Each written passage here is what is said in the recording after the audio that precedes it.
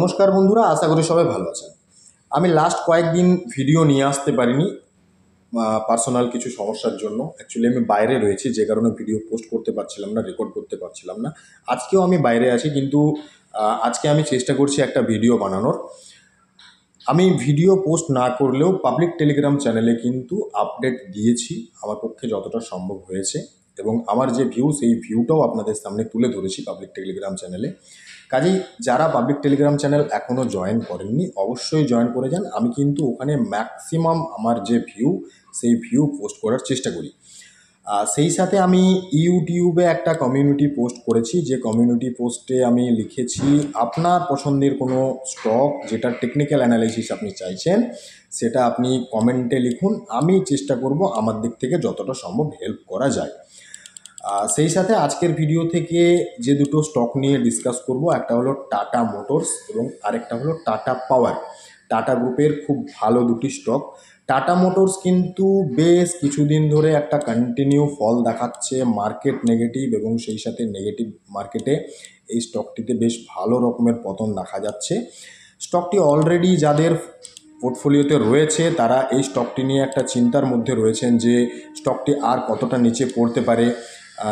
সেই সাথে যারা এই স্টকটি নতুন করে বাই করার চেষ্টা করছেন তারা কিন্তু ওয়েট করছেন কোন জোন থেকে স্টকটি বাউন্স ব্যাক নিতে পারে এবং কোন জায়গাতে গিয়ে ফ্রেশ বাইংয়ের কথা চিন্তাভাবনা করা যেতে পারে।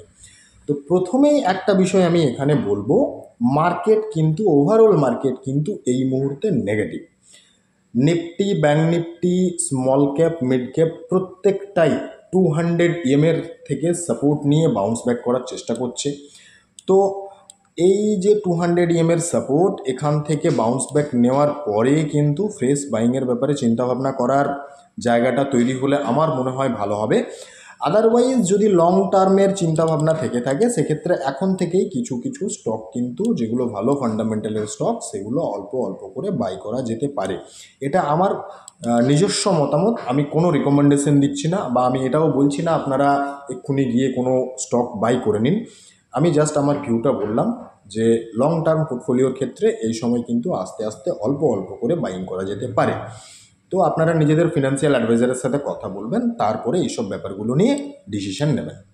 প্রথমেই চলে আসবো টাটা মোটরস স্টকটি নিয়ে। স্টকটি কিন্তু কন্টিনিউয়াসলি পতন দেখাচ্ছে, এবং আমরা যদি স্টকটির যে হাই সেই হাই থেকে মেজার করি তাহলে দেখতে পাবো একটা ভালো রকমের কিন্তু কারেকশন অলরেডি স্টকটি দেখিয়ে ফেলেছে। মোটামুটি 34.59 বা প্রায় 35%-এর কাছাকাছি অলরেডি কিন্তু ফল দেখিয়ে ফেলেছে স্টকটি। তো এখন প্রশ্ন হচ্ছে এই স্টকটি কোন জায়গাতে গিয়ে সাপোর্ট নেবে বা কোন জায়গার থেকে বাউন্স ব্যাক নিয়ে একটা বাইং জোন তৈরি করতে পারে। প্রথমে আমাদেরকে আগে কয়েকটা লেভেল দেখতে হবে। একটা লেভেল যেটা খুব স্ট্রং সাপোর্ট জোন ছিল এই স্টকটির জন্য 858 বা 860-র কাছাকাছি, যেটা ছিল ইলেকশন রেজাল্টের দিনের লো, সেই লোটাকে কিন্তু এখানে ব্রেক ডাউন দিয়ে ফেলেছে। সেই সাথে আরও একটা জোন রয়েছে যে জোনটাকে কিন্তু লাস্ট ট্রেডিং সেশনে আমরা ব্রেক ডাউন দিতে দেখেছি, সেটা হচ্ছে কত 788 বা 790। তো দুটো ভালো সাপোর্ট জোনকে অলরেডি ব্রেকডাউন দিয়ে ফেলেছে। এখন নেক্সট সাপোর্ট যদি আমরা খুঁজতে যাই তাহলে যেটা দাঁড়াচ্ছে সেটা মোটামুটি এই জায়গাটাতে আসবে, কত প্রায় 695 বা 700-এর কাছাকাছি। তো এই 700-এর সাপোর্ট জোন পর্যন্ত কিন্তু এর একটা ফল এই মুহূর্তে দেখা যেতে পারে, কারণ ওভারঅল মার্কেট এখানে নেগেটিভ রয়েছে, এই জায়গাটা দেখা যেতে পারে। এবারে এখানে ইএমএটাকে যদি অ্যাপ্লাই করি সেখানে কিন্তু দেখাচ্ছে tata motors already bearish view দেখাচ্ছে, এবং এই মুহূর্তে বিয়ারিশ একটা টেকনিক্যাল চার্ট তৈরি করেছে। এখানে দেখা যাচ্ছে 50 ইএমএটা 100 ইএমএ এবং 200 ইএমএকে ব্রেকডাউন দিয়েছে। এখানে 100 ইএমএকে ব্রেকডাউন দিয়েছিল, এখানে 200 ইএমএকে ব্রেকডাউন দিয়েছিল। তো যখন কোনো স্টকে কোনো ছোট ইএমএ বড় ইএমএগুলোকে নিচের দিকে ব্রেক ডাউন দেয়, সেই স্টকে কিন্তু একটা শর্ট টার্মে ফল দেখা যায়, যেটা এই মুহূর্তে কিন্তু টাটা মোটরসের ক্ষেত্রে দেখা যাচ্ছে। এবং সেই সাথে আরও একটা বিষয় এখানে দেখা যাচ্ছে, 100 ইএমএটা কিন্তু 200 ইএমএকে ব্রেক ডাউন দেওয়ার চেষ্টা এখানে কিন্তু করছে বা প্ল্যান করছে বলা যেতে পারে। কাজেই এই মুহূর্তে কিন্তু স্টকটির মধ্যে বিয়ারিশ ভিউ অলরেডি দেখা যাচ্ছে। এরপরে এখানে যে বিয়ারিশ ভিউটা দেখা যাচ্ছে, এই বিয়ারিশ ভিউটা কত দূর পর্যন্ত কন্টিনিউ করতে পারে, এই জায়গাটা কিন্তু আমাদের মনের মধ্যে একটা প্রশ্ন জাগছে। এরপরে এখানে আর একটা ইন্ডিকেটার লাগিয়ে দেখা যেতে পারে যে স্টকটির মধ্যে আর কতটা পতন দেখা যাবে। তো সেটার জন্য আমরা কি করব, আরএসআইটাকে প্লট করে নেব। আরএসআইটাকে প্লট করলে এখানে কি দেখা যাচ্ছে আরএসআই আছে 22.74, অর্থাৎ অলরেডি টাটা মোটরসের যে স্টক সেটি ওভারসোল্ড জোনে চলে গেছে। কাজে এখান থেকে যে কোনো সময় কিন্তু বাউন্স ব্যাক নিতে পারে। তো এই 700-এর যে লেভেলটা রয়েছে, এই লেভেলের কাছাকাছি কোনো জায়গাতে যদি আসে, তাহলে ইনভেস্টমেন্ট পিক হিসেবে অল্প অল্প করে বাইং করা যেতে পারে। আমি কোনোভাবেই রিকমেন্ডেশন দিচ্ছি না বা আমি বলছি না এখান থেকে বাই করে নিন। টেকনিক্যাল চার্টের হিসেবে যে জায়গাটা আসছে আমি সেটা এডুকেশনালি আপনাদের সাথে শেয়ার করে নিচ্ছি। কাজেই এই 700-এর যে জোন, এই জোনের কাছাকাছি যদি আসে বা যদি 700 এলো না তার আগেই বাউন্স ব্যাক নিল প্রপারলি, সেক্ষেত্রে সেই জায়গাতে কিন্তু ফ্রেশ বাইংয়ের ব্যাপারে একটা চিন্তাভাবনা রাখা যেতে পারে। কাজেই টাটা মোটরসের যে স্টকটি সেটি এখন দেখাচ্ছে ওভারসোল্ড জোনে। তো মার্কেট পজিটিভ হলে কিন্তু এখানে একটা বাউন্স ব্যাক আসার সম্ভাবনা থাকবে।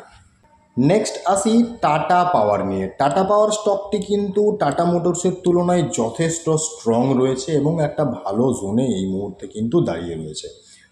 টাটা পাওয়ার স্টকটিকে যদি আমরা অ্যানালাইসিস করতে যাই, প্রথমেই একটা জোন আমাদেরকে একটু ড্র করে নিতে হবে, যে জোনটাতে অলরেডি স্টকটি কিন্তু সাপোর্ট নেওয়ার চেষ্টা করছে এবং যে জোনটা স্টকটির জন্য খুব একটা স্ট্রং সাপোর্ট জোন হতে পারে, সেটা মোটামুটি এই জোনটা, অর্থাৎ মোটামুটি ওই 400-এর মতো।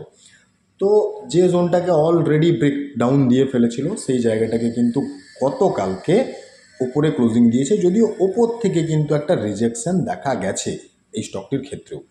তো ওই জোনটাকে যদি হোল্ড করে যায় তাহলে কিন্তু টাটা পাওয়ার এখান থেকেই একটা বাউন্স ব্যাক নিতে পারে।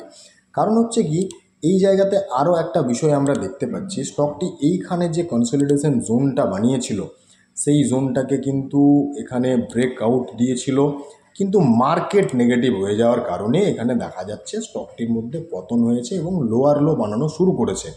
তো এই জোনটা একটা স্ট্রং জোন ছিল, কনসলিডেশন জোন। এই জোনটাকে যদি প্রপারলি ব্রেক ডাউন দিয়ে দেয়, সেক্ষেত্রে কিন্তু টাটা পাওয়ারের ক্ষেত্রেও একটা বড় রকমের পতন নিয়ার ফিউচার দেখা যেতে পারে। আর যদি এই জায়গাটাকে হোল্ড করে যায় তাহলে কিন্তু এখানে একটা বাউন্স ব্যাক আসার সম্ভাবনা থাকবে বা একটা স্ট্রং ডিমান্ড জোন এই জায়গাটা হতে পারে। এরপরে যখন ইএমএটা এখানে অ্যাপ্লাই করে দিচ্ছি, এখানে দেখা যাচ্ছে অলরেডি 200 ইএমএকে ব্রেক ডাউন দিয়ে ফেলেছিল গত পরশু দিন, এবং গতকালকের যে ক্যান্ডেল, সেই ক্যান্ডেলে দেখা যাচ্ছে 200 ইএমএতেই কিন্তু রিজেকশন পেয়ে গেছে। তো 200 ইএমের উপরে ক্লোজিং আসাটা কিন্তু টাটা পাওয়ারের জন্য এই মুহূর্তে খুব জরুরি। যদি 200 ইএমের ওপরে ক্লোজিং চলে আসে টাটা পাওয়ারে, সেক্ষেত্রে কিন্তু টাটা পাওয়ারে অল্প অল্প করে বাইংয়ের জায়গাটা আসতে পারে ইনভেস্টমেন্ট পারপাস। এবং এখানে যদি এই যে জোনটাকে এখন হোল্ড করার চেষ্টা করছে, এই জোনটাকেও যদি ব্রেক ডাউন দিয়ে দেয়, সেক্ষেত্রে নেক্সট একটা সাপোর্ট হতে পারে এইটা। কারণ এই জায়গাতে অলরেডি স্টকটি কিন্তু দুবার সাপোর্ট নিয়েছে, আমরা দেখতে পাচ্ছি এই জায়গাতে একবার সাপোর্ট নিয়েছে, এবং ইলেকশন রেজাল্টের যেদিন ছিল সেই দিনও কিন্তু এখানেই সাপোর্ট নিয়েছিল 370-তে। তো 370 জোনটাও কিন্তু স্টকটির জন্য একটি স্ট্রং সাপোর্ট জোন হতে পারে। কিন্তু এই মুহূর্তে যেহেতু ওপরের দিকের যে লেভেলটা রয়েছে ওই লেভেলটাকে হোল্ড করছে, ওই লেভেলটা যদি হোল্ড করে যায় সেক্ষেত্রে কিন্তু এখান থেকেই একটা বাউন্স ব্যাক আসার সম্ভাবনা থাকবে। এরপরে এখানেও যদি আমরা আরএসআইটাকে প্লট করি তাহলে এখানেও একটা বিষয় দেখতে পাবো, সেটা হচ্ছে আরএসআই এখন রয়েছে 35 এবং আরএসআই কিন্তু এখানে একটা বাউন্স ব্যাক দেখাতে পারে অলরেডি, কিন্তু সেরকমের সিনারিও দেখাচ্ছে। কারণ এখানে যে লোটা বানিয়েছিল সেই লোতে আরএসআইয়ের যে লো এবং এখানের যে লো, সেই লো কিন্তু সেম, অথচ এখানে পতন দেখা গেছে আমার একটু বেশি। কাজেই আরএসআই কিন্তু কোথাও না কোথাও পজিটিভ এখানে দেখাচ্ছে, অর্থাৎ এই জোনটা কিন্তু একটা স্ট্রং সাপোর্ট জোন হতে পারে বা এখান থেকেই বাউন্স ব্যাক করতে পারে।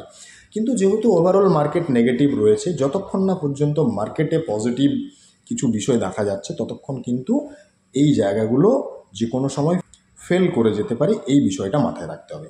তো টাটা মোটরস এবং টাটা পাওয়ারের যে টেকনিক্যাল অ্যানালিসিস সেটা আমি আপনাদের সামনে তুলে ধরলাম এডুকেশনাল পারপাস। টেলিগ্রাম চ্যানেল যদি এখনও জয়েন না করেছেন অবশ্যই জয়েন করে যান, এবং আপনাদের যদি কোনো স্টক নিয়ে কোয়েরি থাকে অবশ্যই কমেন্ট করুন, এখানেও করতে পারেন বা যে কমিউনিটি পোস্ট করেছি সেখানেও করতে পারেন। আমি চেষ্টা করব স্টকগুলি নিয়ে ডিটেলসে ডিসকাস করার। সবাই সুস্থ থাকবেন, ভালো থাকবেন, ধন্যবাদ।